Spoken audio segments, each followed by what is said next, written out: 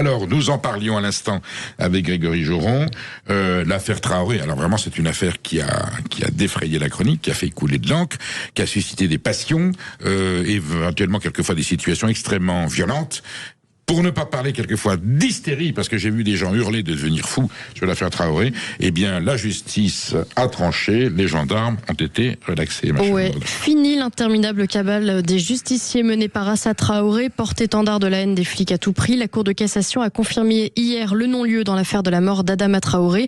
Pour rappel, il avait tenté d'échapper à un contrôle d'identité le 19 juillet 2016 et avait fini par être plaqué au sol. Il est mort quelques heures plus tard et la famille avait alors accusé les gendarmes de l'avoir sciemment étouffé et laissé mourir menotté.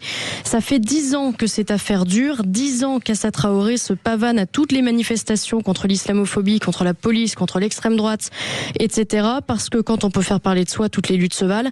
Il faut rappeler qu'il y a près de 3 ans, un non-lieu avait déjà été prononcé par 3 juges, déjà en faveur des 3 gendarmes. Cette décision avait entraîné une validation du non-lieu par la Cour d'appel de Paris en 2024, contestée à l'époque par la famille qui s'était pourvue en cassation. Et la Cour de cassation vient de rendre son ultime jugement en innocentant définitivement les 3 membres des forces de l'ordre. Alors l'avocat de la famille Traoré a tout de même d'ores et déjà annoncé avoir saisi la Cour européenne des droits de l'homme pour, je cite, faire condamner la France. Ben oui. Qu'est-ce que vous voulez que je vous dise ? Quand on peut continuer, il faut pas se priver.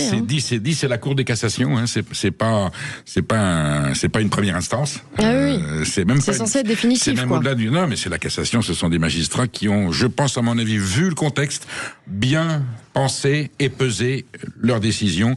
La justice de la République est passée et qui n'ont pas cédé aux pressions médiatiques, lobbyistes, etc. Parce que quand même, pendant 10 ans, l'état de droit a été respecté et appliqué.